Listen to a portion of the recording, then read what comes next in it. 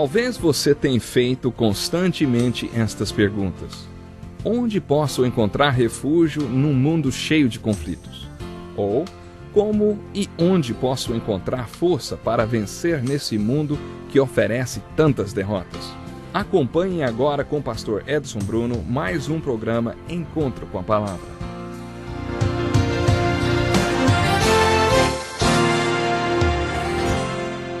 Seja muito bem-vindo ao Encontro com a Palavra. Mais uma vez é um prazer contar com a sua presença no nosso estudo. Pegue sua Bíblia e abra no capítulo 17 do Evangelho de João. Intitulamos este capítulo como o Santo dos Santos do Evangelho de João. E depois de participar de alguns estudos sobre este capítulo, eu espero que você concorde com esse título. Iniciamos o estudo do Evangelho de João apresentando um tipo de grade através da qual deveríamos considerar os capítulos deste Evangelho. Em cada capítulo deste livro deveríamos encontrar respostas para as perguntas: quem é Jesus, o que é fé e o que é vida? Isto porque, você deve se lembrar, nos versículos 30 e 31 do capítulo 20, João revela o seu objetivo ao escrever este livro. Ele registrou alguns dos sinais que Jesus operou para nos convencer de que Jesus é o Cristo, o Filho de Deus, e assim, com esta fé, tenhamos a vida eterna. Com base na declaração do seu propósito ao escrever este Evangelho, buscamos em cada capítulo do Evangelho de João respostas para as perguntas: quem é Jesus? O que é fé? E o que é vida? Mas, desde que iniciamos o estudo do Sermão da Última Ceia, não temos mais respondido a estas perguntas. Por isso, como uma maneira de fazer um resumo do que já aprendemos, hoje nós vamos enfocar outra vez o capítulo 17 e extrair dele as respostas para estas perguntas.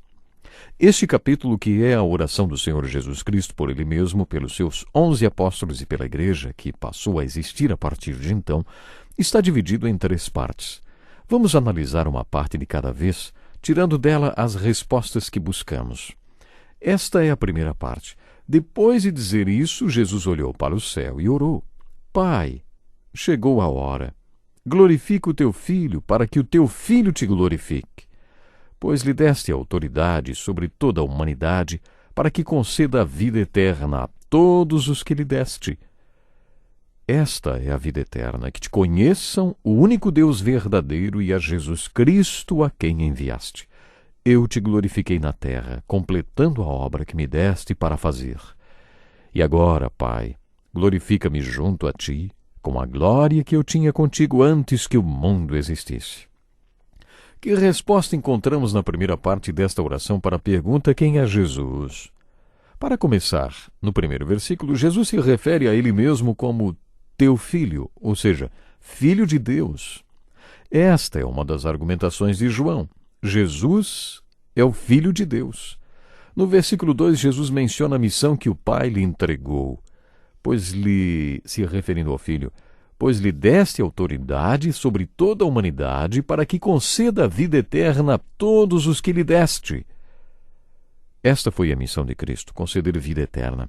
Jesus é aquele comissionado pelo Pai para vir ao mundo e ter autoridade para conceder vida eterna àqueles que o Pai lhe deu. Portanto, no versículo 2, Jesus é o Filho de Deus comissionado por Deus Pai para vir ao mundo e conceder vida eterna.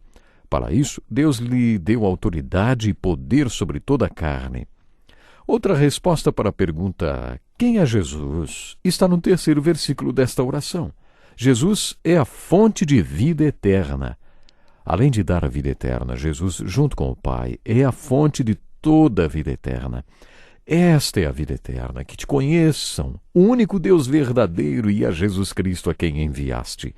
Conhecer a Deus é conhecer a Jesus Cristo. Isto é vida eterna. Por isso, além de ter sido comissionado pelo Pai para dar vida eterna junto com o Pai, Jesus também é a fonte desta vida eterna, porque conhecer a Deus e a Jesus, isso é vida eterna. No versículo 5 existem algumas respostas implícitas para a pergunta: quem é Jesus? Neste versículo lemos que Jesus existia antes que houvesse o mundo, que se encaixa com o que João afirmou no primeiro capítulo deste Evangelho. No princípio era aquele que é a palavra, o Filho, Cristo, Filho de Deus.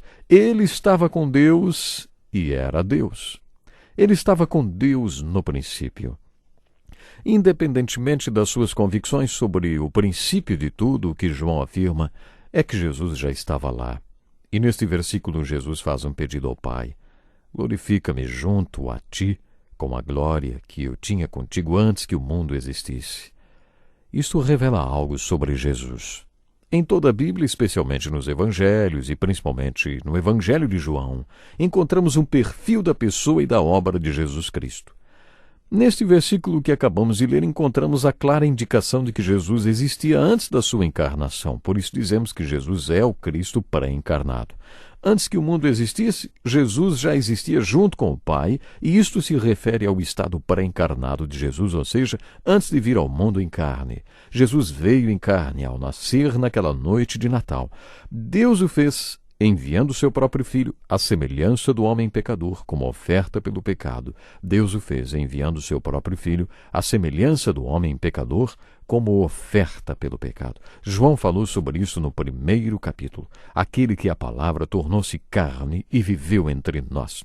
Vimos a sua glória, glória como do unigênito vindo do Pai, cheio de graça e de verdade. Antes de fazer isto, Jesus já existia na forma pré-encarnada. Depois Jesus nasceu como um bebê em Belém e viveu durante 33 anos em um corpo humano. Isto é a encarnação de Cristo, é o Cristo em carne. Isto quer dizer que antes que existisse o mundo e a terra, Jesus já existia com Deus. Ele veio em carne e viveu em carne. Ele se fez carne e viveu entre nós durante 33 anos. Isto é a encarnação de Cristo. No versículo 5, Jesus pede ao Pai que lhe devolva a glória que tinha com ele antes que o mundo existisse. E o que podemos entender é que Deus atendeu este pedido. E é nesta glória que Jesus está agora. Ouça com atenção o que o autor deste evangelho disse na sua primeira carta, capítulo 3, versículos 1 e 2. Vejam como é grande o amor que o Pai nos concedeu. Sermos chamados filhos de Deus, o que de fato somos. Por isso o mundo não nos conhece, porque não o conheceu. Amados, agora somos filhos de Deus, e ainda não se manifestou o que havemos de ser. Mas sabemos que, quando Ele se manifestar, seremos semelhantes a Ele, pois o veremos como Ele é. Preste atenção, pois o veremos como Ele é. Qual é o estado em que Jesus vive agora? A Bíblia fala sobre Cristo em nós, a esperança da glória.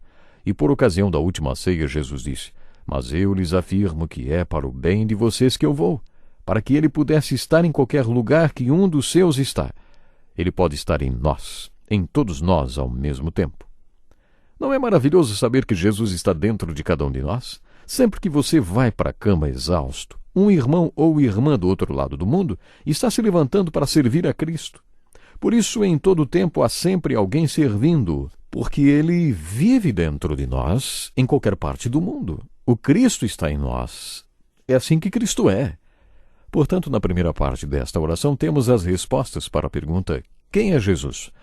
Talvez a resposta esteja na primeira palavra desta oração: Pai. Quantos de nós têm a fé para se dirigir a Deus como Pai? Você crê que Deus tem um interesse pessoal pela sua vida e por tudo que se refere a você? Quando Jesus nos ensinou a orar, Ele nos ensinou a nos dirigirmos a Deus como Pai. Pai nosso que estás no céu. Outra resposta para a pergunta, o que é fé, está no final do primeiro versículo. Glorifica o teu filho para que o teu filho te glorifique. Se Jesus não tivesse feito esta oração, nós também não poderíamos fazê-la, mas ele estabeleceu um modelo para nós. Quando Jesus começou a ensinar a orar, enfocou principalmente nossa motivação. Eu vou explicar. Na oração que ensinou aos discípulos, Jesus mostrou quais devem ser nossas prioridades. Acompanhe comigo. Pai nosso que estás no céu, santificado seja o teu nome. Venha o teu reino, seja feita a tua vontade, assim na terra como no céu. Teu nome, teu reino, tua vontade. E só depois de se referir 3 vezes ao Pai é que vem o pedido. Dá-nos hoje o nosso pão de cada dia. E depois de fazer todas as súplicas, dá-nos, perdoa, não nos deixes cair em tentação e livra-nos. A oração é assim concluída. Teu é o reino, o poder e a glória para sempre. Por que você quer que Deus responda a sua oração, hein? Será que é para que você possa glorificá-lo?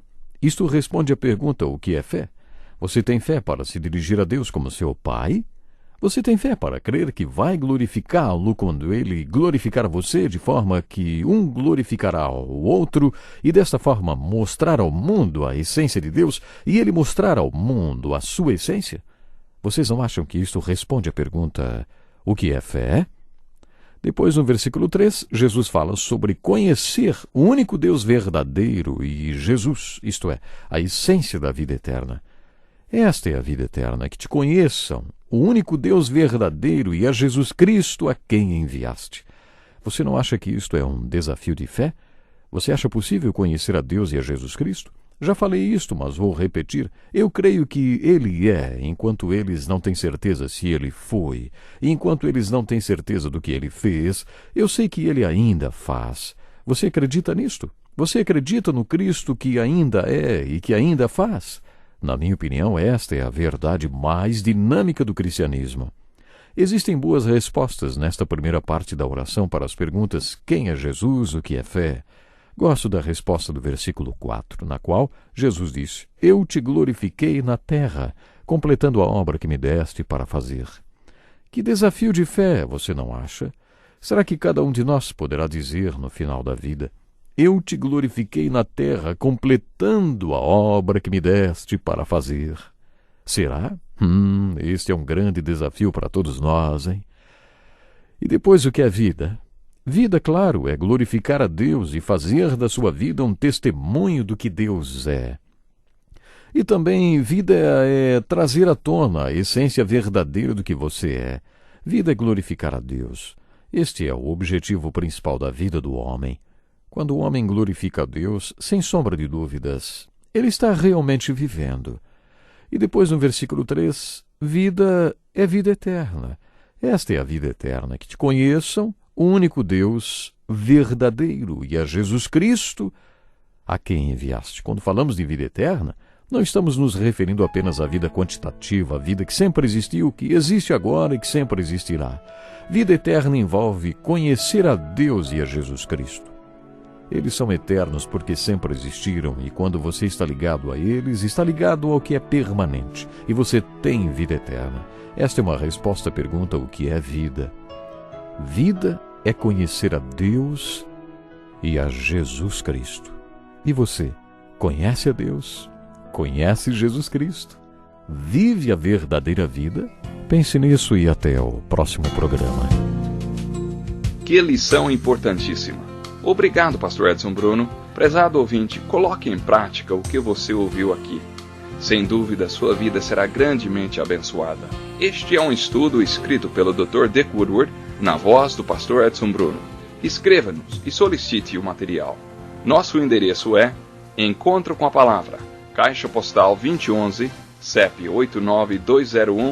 89201-970, Joinville, Santa Catarina. Até o nosso próximo encontro com a Palavra.